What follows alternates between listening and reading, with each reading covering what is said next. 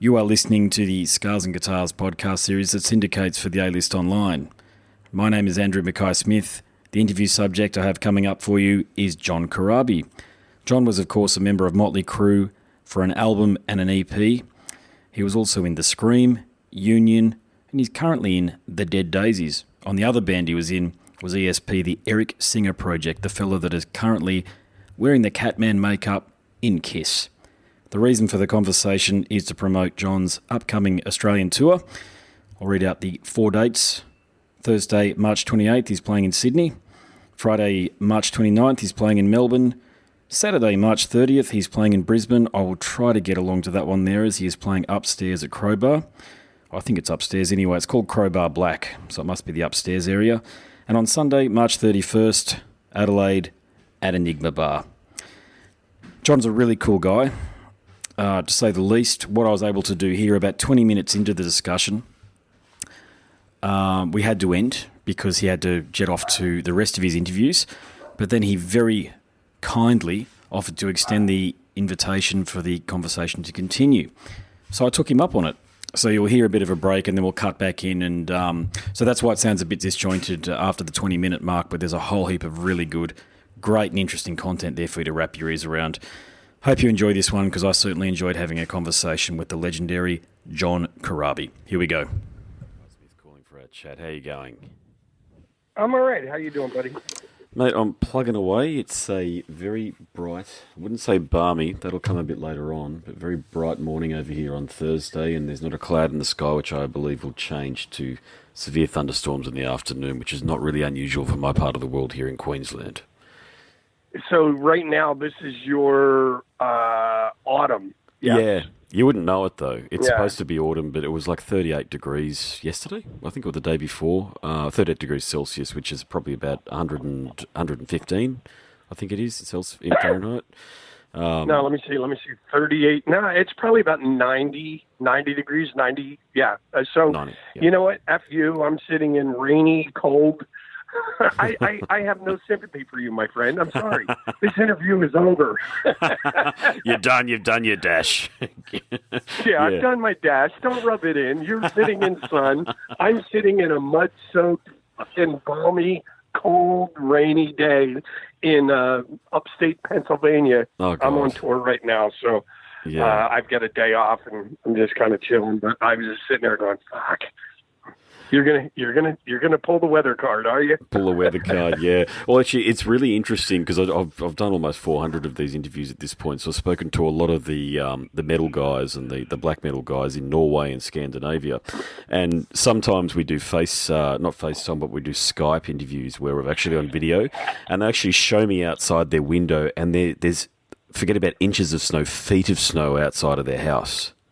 And we barely have snow here in Australia, as I'm sure, as you know. We do have a little bit of it, but it's enough to support a small industry, but nothing like what those guys have got up there. So, mate, it's the day and age of global communications and instant communications mean telepresent communication, that's the word I was reaching for, means that you get to talk to people in real time in very unique and different locations. Yeah, I was, and it's funny with the touring thing. I just did 26 shows in 30 days, acoustically, all through Europe, and I started in Norway, and it is weird, man. It's a beautiful country. Like it looks like a postcard with the snow on the trees, but. Fuck, do they get hammered? Yeah. It's like, it's higher than, like, I was literally driving at one point in a car and you couldn't see past the sides of the road. The snow was just packed. Jeez. It was like you were driving through a maze. It was like higher than the car. Yes. So it was pretty crazy. Yeah, it's funny how human civilization has evolved in those parts of the world because, look, in Australia, as I say, we're just not used to cold weather. We don't get it. So a lot of us just can't imagine that constant cycle of change where you get, I was watching a documentary on Canada, for example, but up in the Northwest Territories where they get 10 months of absolutely devastatingly freezing cold weather, and the other 2 months is just completely shitty. You know what I mean? But people still live there and forge a living and have families and stuff. It's incredible. We've well, and it's funny, after my trips to Norway and being there, and then I watch a TV series in America. There's a TV series called Vikings. Yes, know it. Yeah. And you see these dudes walking around, and they're like, you know, a pair of leather, like deerskin pants, and then a shirt, and they're on a boat, and, you know, not a very big boat, but they're going from Norway. They're crossing the North Atlantic Sea to go to England and conquer England. And I'm like, are you fucking kidding me? I've been there. It's colder than shit, and all that dude has is like, you know, like a bearskin wrap. And now they're in a boat that's not much bigger than a rowboat. Yeah. I'm like, man, you know, the Vikings were a whole other level of manly. You know what I mean? Bullshit, wasn't it? You know, yeah, I know. There's something to be said for back in the day because I suppose in one respect, what other choice did they have except for to forge forward? And, you know, these homogenous societies, they're almost a reaction to their environment. So a harsh environment produces really hard people, like the Vikings. Yeah. You know, and... yeah, that Viking series and The Last Kingdom. Did you ever see that one there? That was similar to the Viking series. I just saw it on Netflix, and I gotta check it out. Yeah, check it out. That's a good one. If you're looking, I mean, I know you're on tour a lot and the like, so you've got a lot of time in airports as a professional traveller. That's the life of the modern musician, really, isn't it? You spend so much time in airports and in hotels and all the rest of it. You've got to have things to keep you entertained, but at the same time are slightly informative and give you that view of the world, rather than, I don't know, I'm trying to pick a show that I've watched recently, but I don't watch a lot of shit. I watch a lot of sport, actually. Do you watch a lot of sport when you're on the road? Do you get that opportunity? Well, American, you know, then we have our American football. Yeah. And, you know, I'm a bit of a Rain Man about that kind of shit. You know what I mean? Oh, yeah. So I watch that, but you know, it's funny. Like now, we call it soccer. Soccer is now it's starting to become incredibly popular in America. And a lot of cities now are beginning to, I know I live in Nashville, and Nashville is now building a stadium for a professional soccer team. So, you know, it's starting to pick up. But like rugby and like, you know, last time I was there with the Daisies, we played in Perth. And I think I was there, I guess it was like your... was it the Western Force? I guess it would be like your Super Bowl for rugby. Oh, yeah. And it was like, I believe Perth was playing maybe Melbourne or whatever. This was a few years back when we played with Kiss. And a team called the Eagles in Perth. Oh, that's the Australian football. Yeah, the Australian rules football. Yeah, they're rabid over there about the Aussie rules. Yeah, absolutely rabid. Yeah, they're like European soccer fans. Yeah, and so I just, you know, it's weird. I go, okay, I don't understand the rules of rugby, but now we have a kid on the team that I support here in America. The Philadelphia Eagles signed a kid from the Rabbitohs. Yeah, I heard about that. Yeah, that's right. Yeah, the big unit, the really huge looking fella. I mean, they're all like big. 6'8", and he's like maybe 19 years old or 20 years old. He's a young kid. But I was like, holy shit, this kid's like 6'8", and he's, I guess apparently they're trying to teach him to be like one of the front 4 or 5 guys that blocks our quarterback. Okay. And they're raving about him.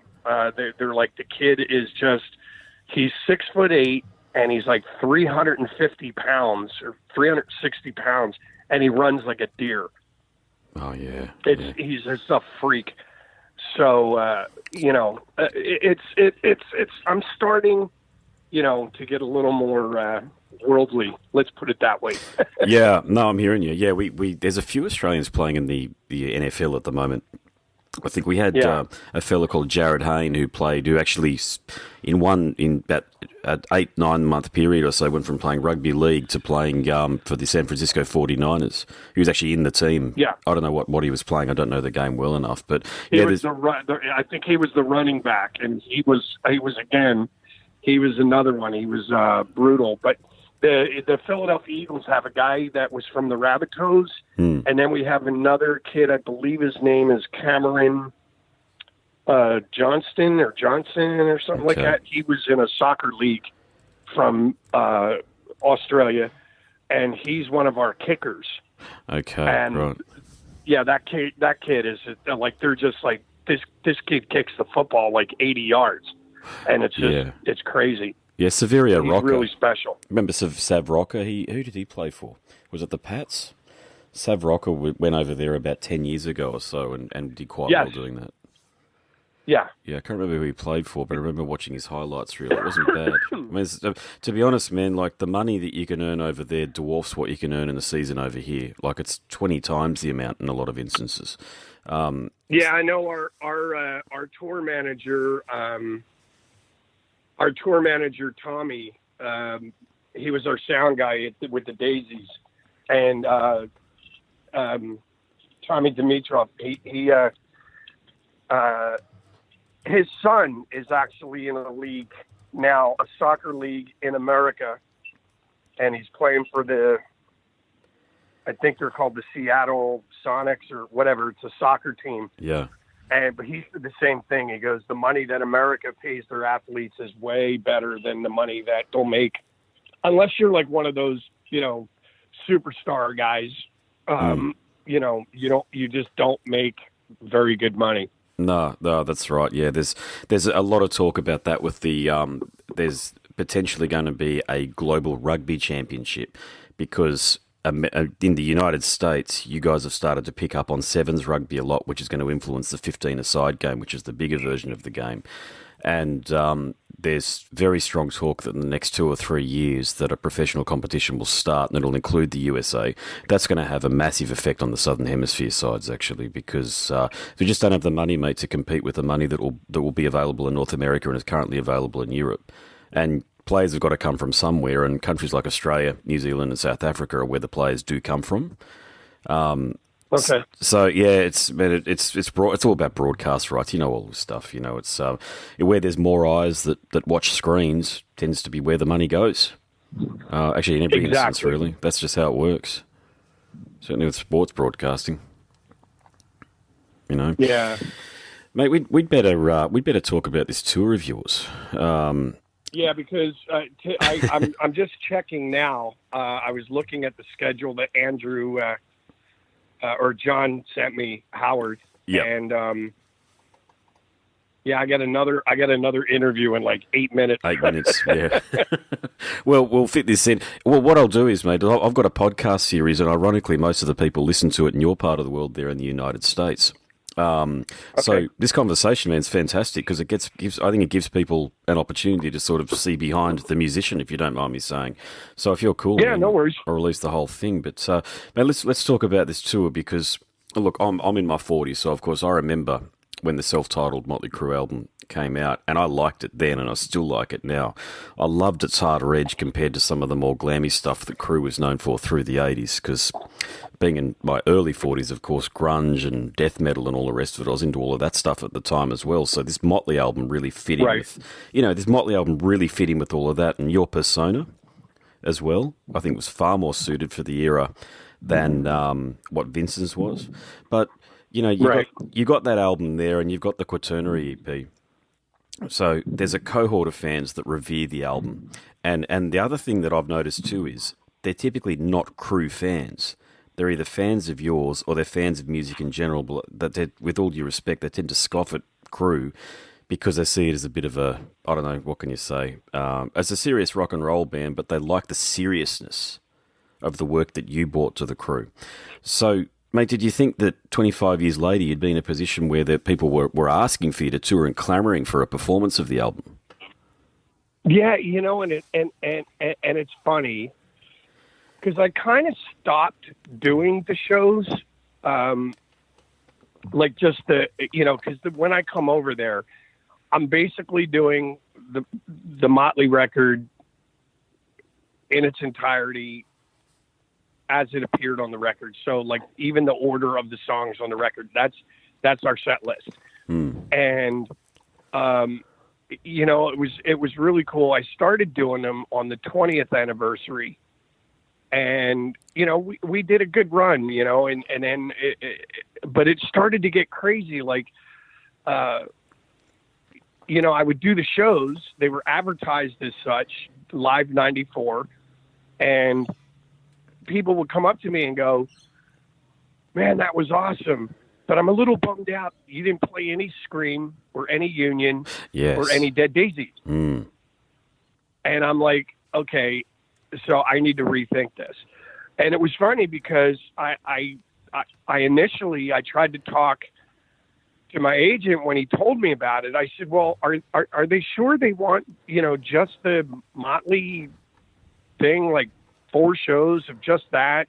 Because I can still do a little bit of Motley, but I could actually, it would be better suited if I just did a little bit of Scream, little Union, little Motley, maybe a Dead Daisy song or 2, and call it a day. But it's funny. Like I was just, oddly enough, I was just talking to Mick Mars about 20 minutes ago. And we were laughing. I said, it's really funny. I said, when these records, and I for some reason apparently have this knack of doing these records, and I put them out, like the Scream, the Motley record, and even the Union stuff. It's weird when it comes out, nobody really pays it much mind. Yeah. And then it's weird, like 10 years later, 15 years later, 20 years later, everybody's like talking about it like it's like this must have, like it's like the lost Sea Scrolls or something. You know what I mean? It's a hidden classic. It's crazy. Yeah. It's a classic record, and I appreciate it. You know what I mean? But I'm just like, Mick Mars just started laughing. He goes, "Yeah, I tell everybody when they listen to the record and they go, 'Man, this is really good.' He goes, 'What took you so goddamn long?' 25 years later, what took you so goddamn long?" Yeah. But you know what? I'm just happy to be here. I'm breathing. I'm still playing music, and I'm excited to bring my son is my drummer. Oh, cool. Yeah. I'm just excited to bring him to Australia. He's never been there before. I just want the guys in my band to have a great time, and let's just go down and have some fun. You know what I mean? Yeah, I do, and I'm so glad that you recognise that fans of yours are really in tune with all of the projects that you've been a part of.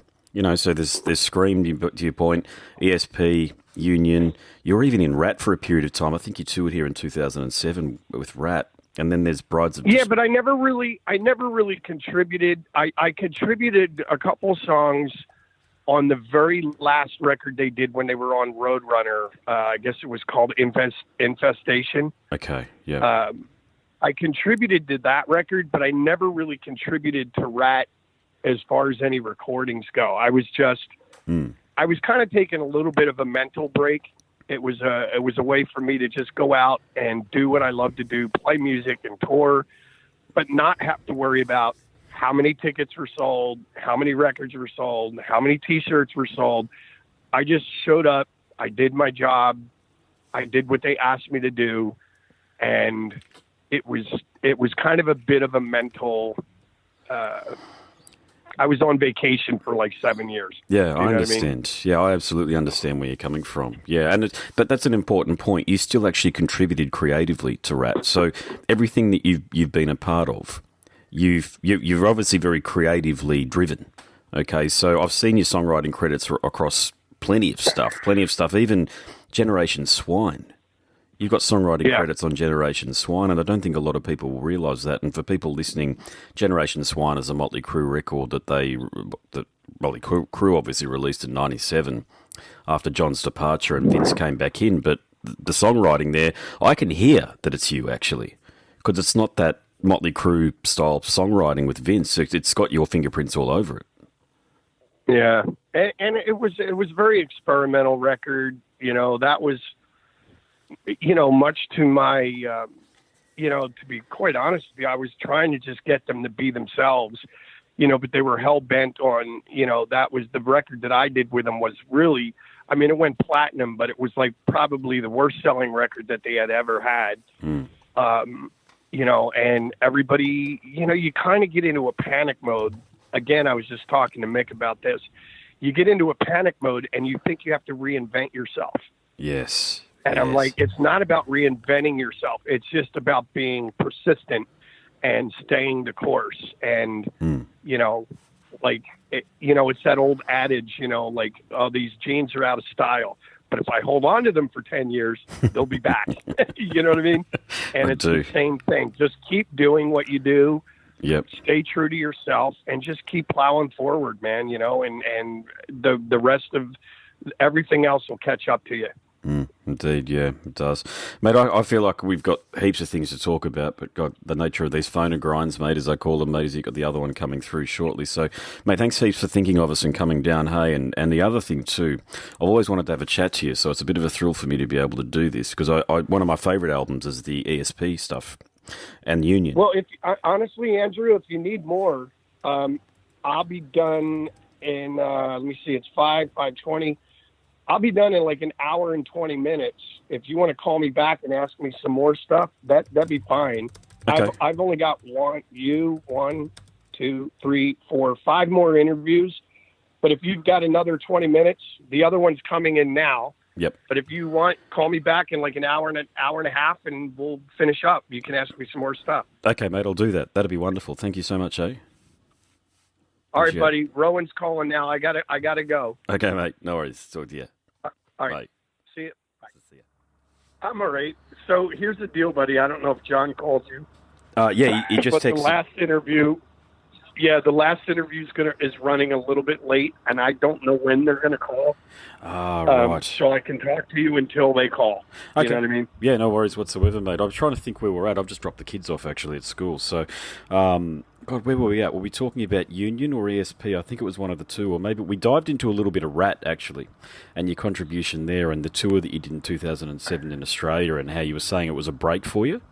How it was an opportunity for you to take a bit of a back seat and still perform. Yeah.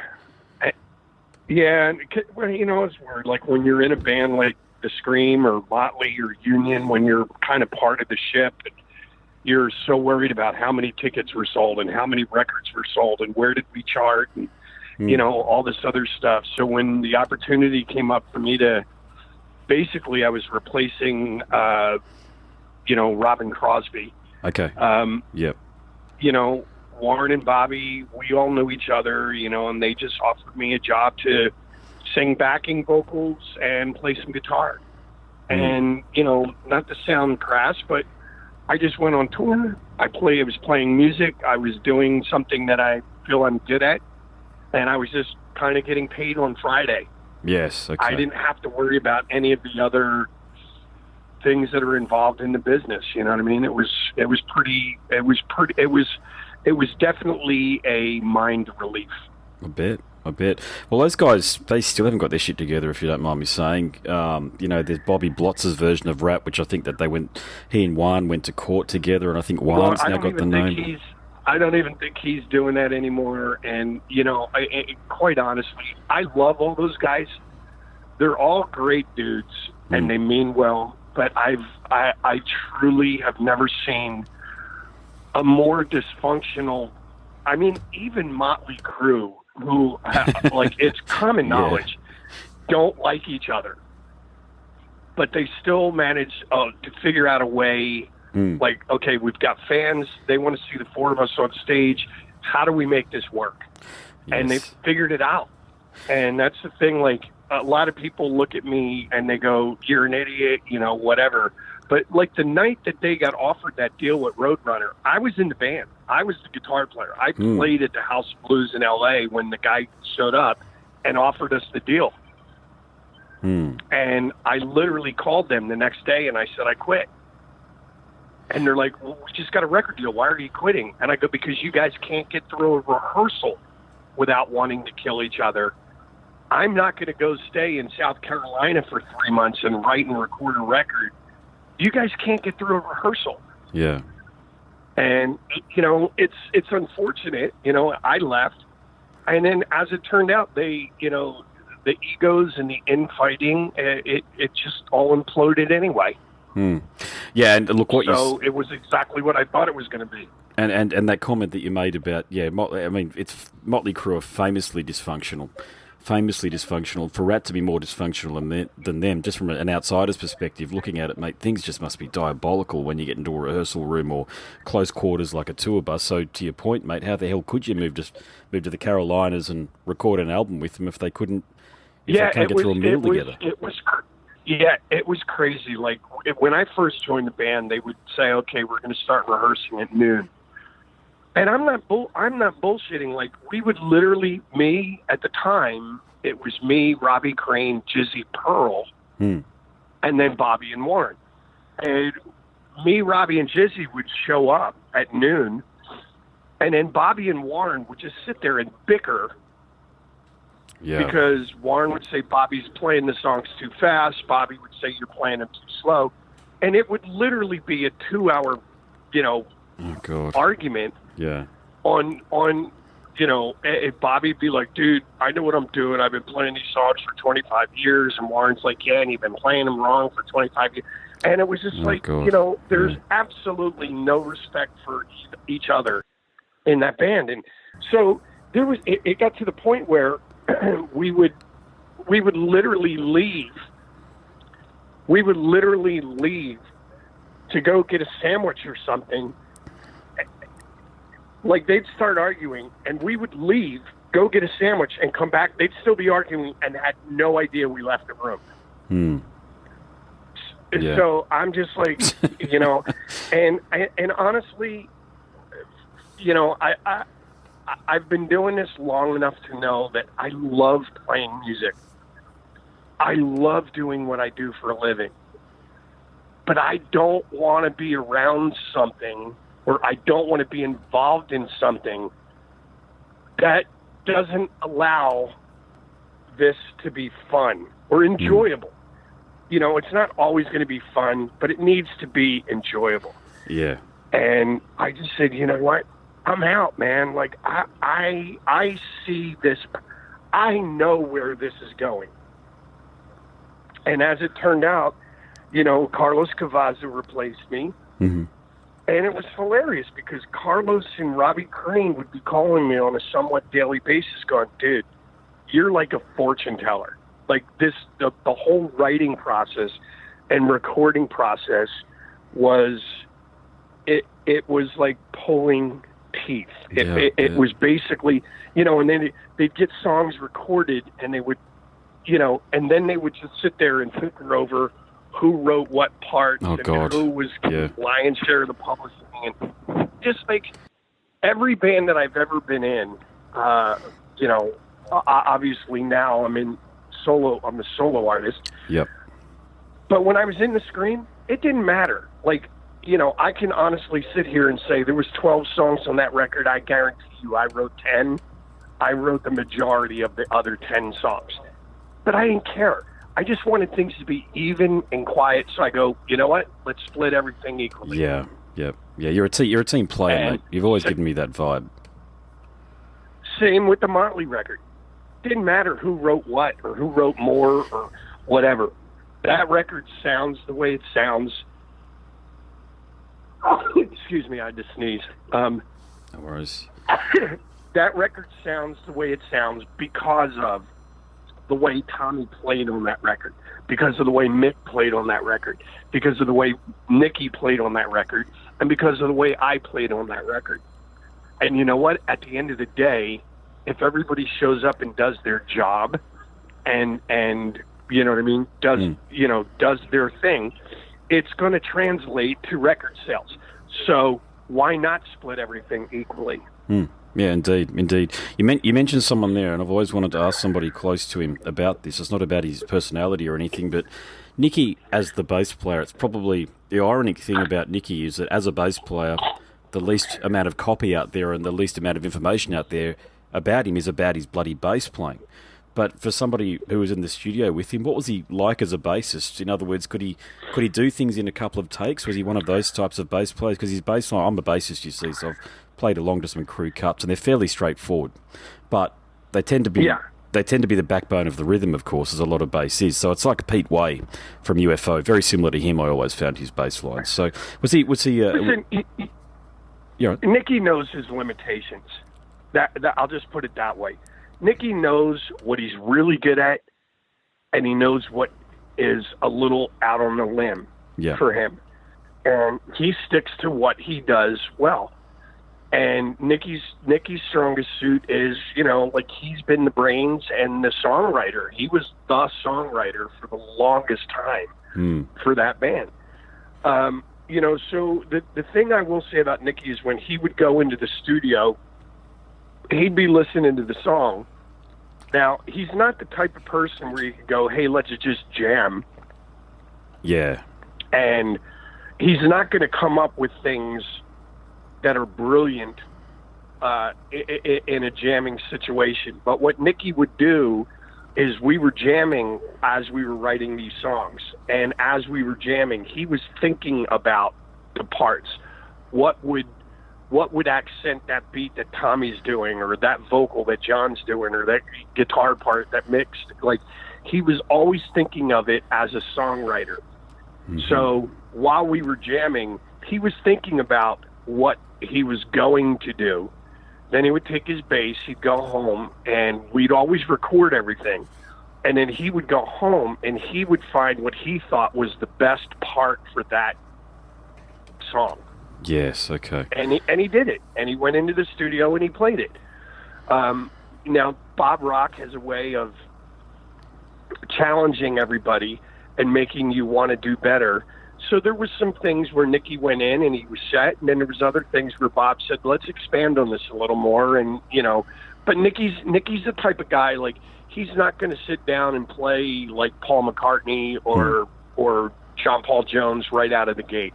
But if you give him some time to think about what he wants to do, he will come up with a part that works for the song. And and at the end of the day, that's all you want. You want a part that's going to work for the song, and that's what's going to make it brilliant.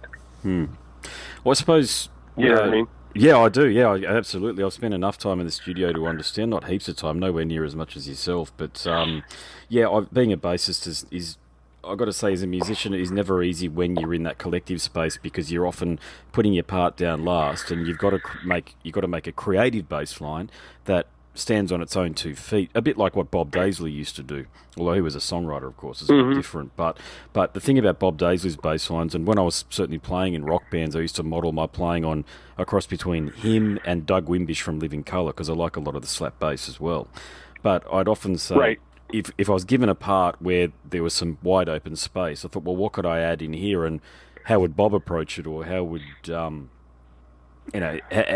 what would I do here, this sort of thing. But yeah, it always takes time as a bassist. It's you're never really leading things, you're always supporting things. So I understand what you said there is how I imagine. The greatest thing as a bass player, I don't play bass per se. I can, but I read this story. It was actually, and he's one of my favorite bass players anyway. I have a few, but probably one of my favorite bass players, hands down, is probably Paul McCartney. Oh yeah. And it's funny because Paul, according to all things that I've read, so they would go in and they would track the guitars and the drums and the piano, and they would do the vocals, and they would do all the harmony vocals, everything.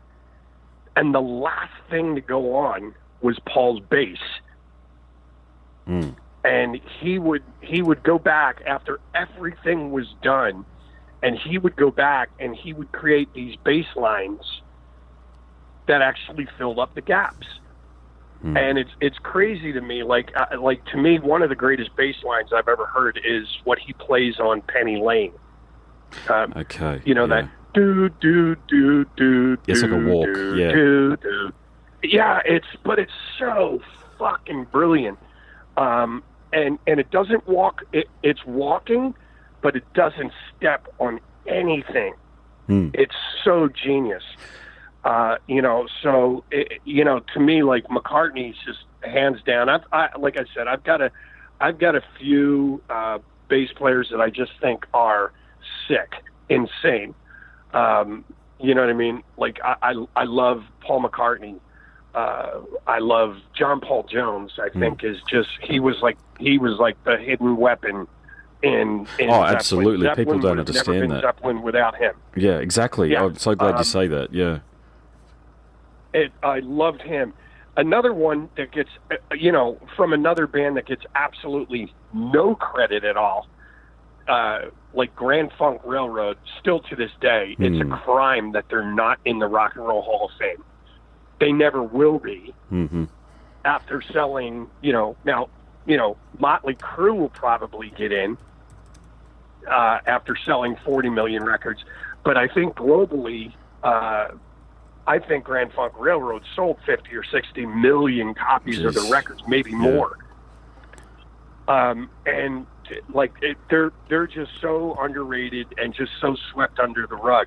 But that bass player, Mel Sacher, in that band was like, if you go back and listen to some of their live records when they were still just a 3-piece band way in the beginning, and they were around before Zeppelin. That's right. You know what I mean? Were, yeah. Geezer Butler's another one. Geezer Butler's another brilliant bass player. He had a tone, and then I'm a huge fan of Chris Squire. I thought Chris Squire, like tone-wise, just everything he was a genius. You know what I mean? Yeah, I do. Yeah, I'm so glad you're mentioning all these wonderful basses for people to wrap their ears around. Yes, the band have got so many wonderful songs outside of the radio hits, a lot of the 70s stuff. And Geddy Lee's another one who, he's just so smart. I just listen to everything he does and I think, oh my God, he's just in another dimension somewhere. But you know what, for me, and then there's the obvious. There's the Stanley Clarks and there's the Jaco Pastorius and, there's those guys. But, for rock, mainstream rock, to me, Geddy Lee is amazing. I love Geddy Lee's playing.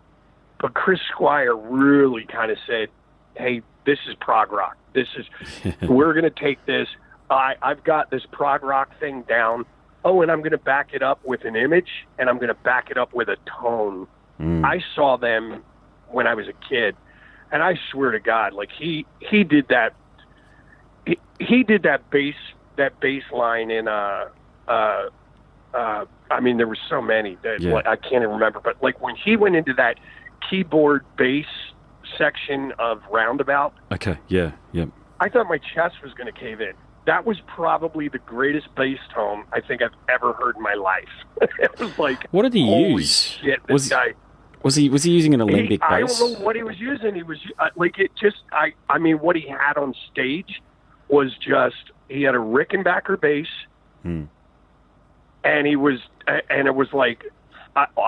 all I saw was 3 old classic SVT cabinets. Now I don't know if he was running it through any effects or whatever, but oh my God, the thickest, biggest, cleanest, pure bass sound I think I've ever heard. I was like, holy shit, this guy's unbelievable. Yeah, massive loss to the rock community. And he was jumping, community. he's doing all this. It was just everything, man. It was cool.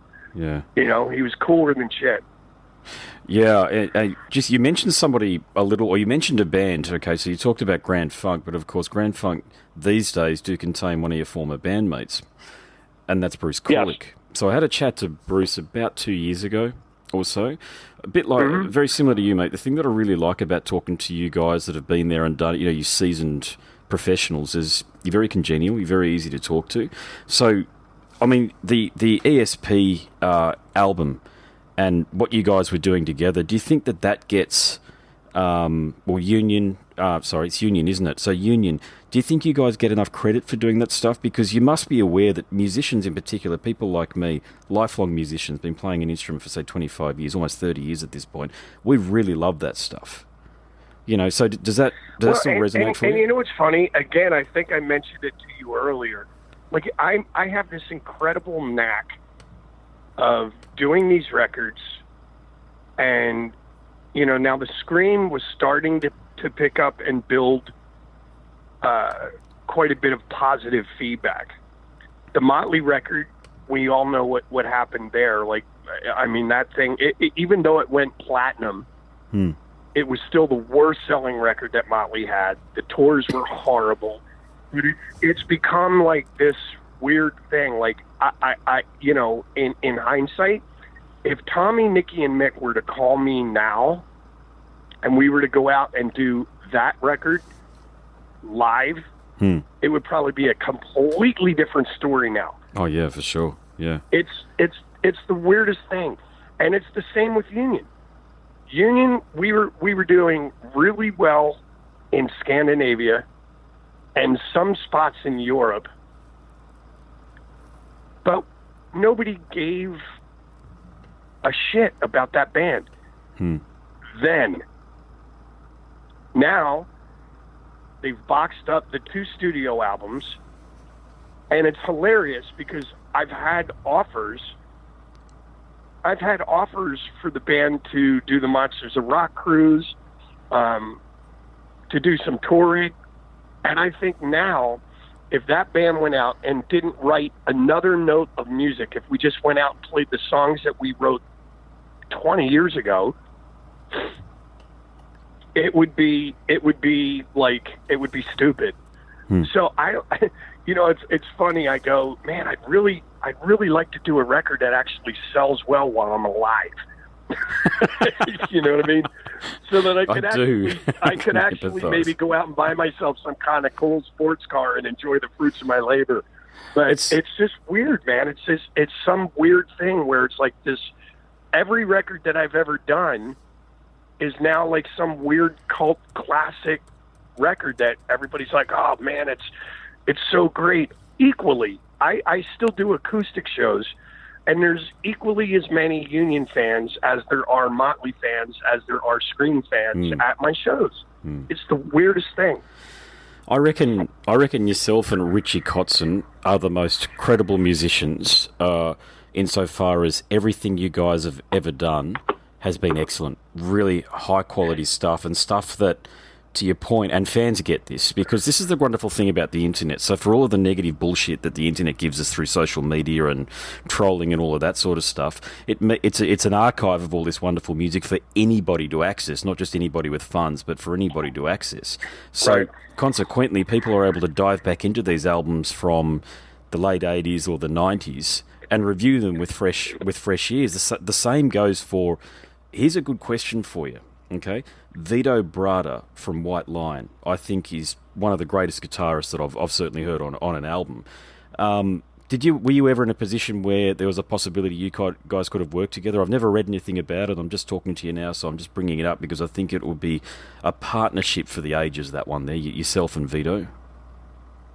No, I mean, I've met him, but it was brief. It was very brief. But we've never actually become like friends or whatever. And to be quite honest with you, I think I told you this earlier, like there was a lot of stuff, and you have to forgive me if I didn't tell you this earlier. I just did like 8 interviews, so I don't remember who I said what to. Yeah. But, oh, good. And I mean this in no disrespect.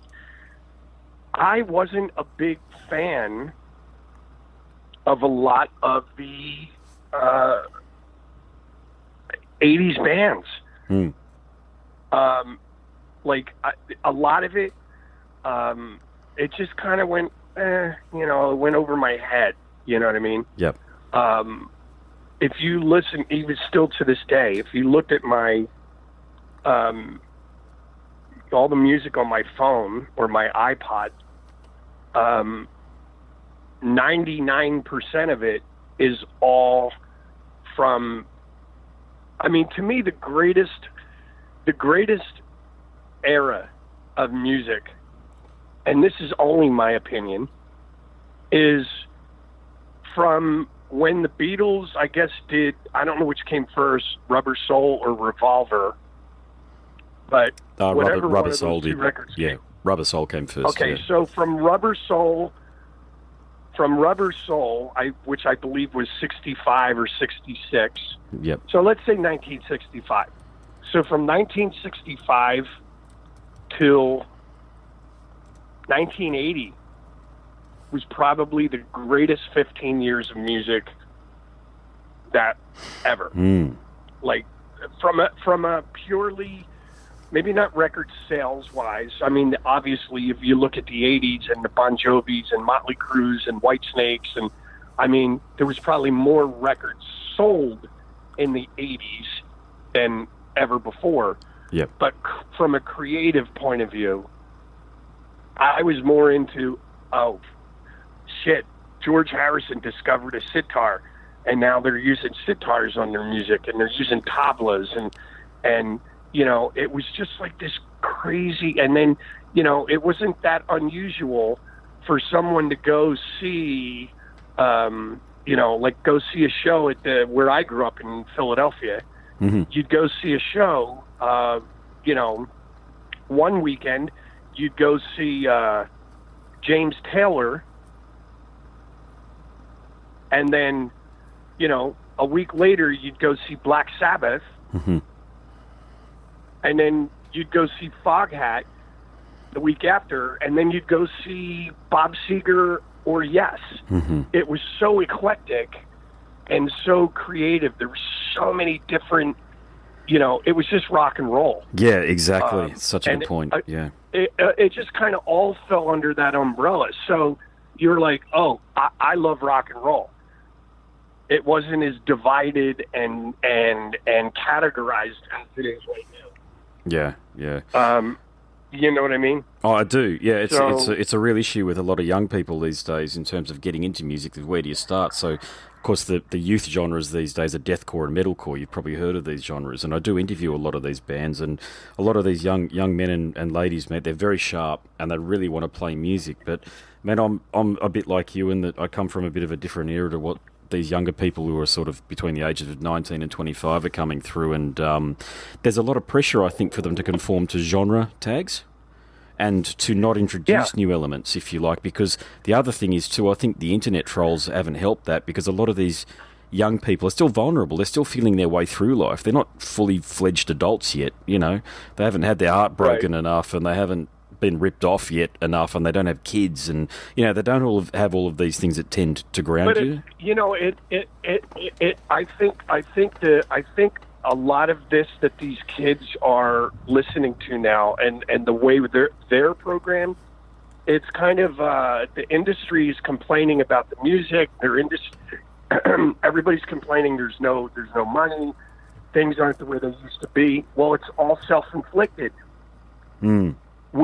The artist, I didn't say, oh, hey, I'm this genre of music. I just play rock and roll. Yes. And my version of music entails an acoustic guitar. It will entail having an orchestra back me up. It will entail piano. It will entail backup singers. It will entail maybe a sitar or a tabla or some weird, you know. I just write the way I write, and I don't think about music in categories. I grew up in an era where it wasn't unusual to go see Bob Seger and then go see Black Sabbath right after. Yeah. You know what I mean? It was like when you said you liked rock and roll, that basically entailed music. You would listen to Wishbone Ash, Mahavishnu Orchestra, Yes, UK, definitely. Black Sabbath, Foghat, Slade, Aerosmith, Zeppelin, Grand Funk Railroad. You just liked it all. And it's just, and that's my background. So, and I think that's it's the beauty of where I'm coming from, because I don't think anybody can actually pigeonhole me and go, I think his next record's going to sound like this. No. It's not. No, you couldn't do that. It could be anything at this point. Yeah, you know what I mean?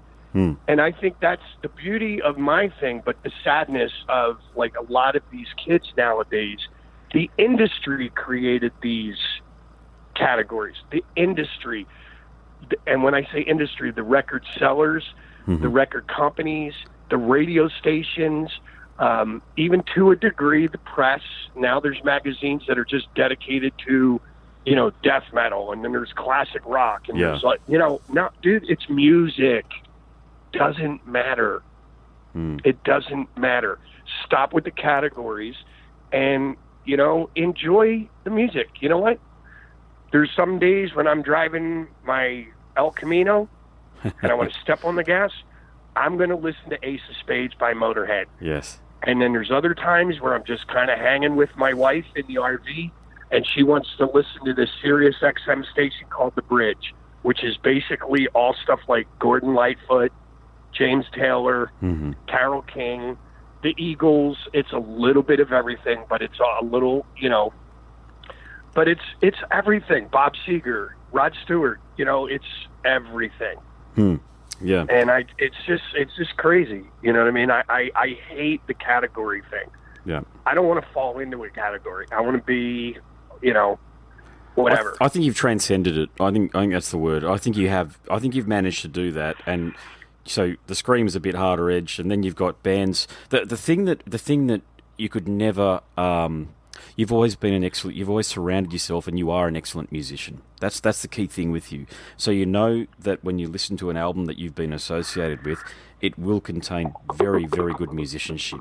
Okay, and I think that's what people. I think if I could frame the way people are drawn to you, I think that's what it might be.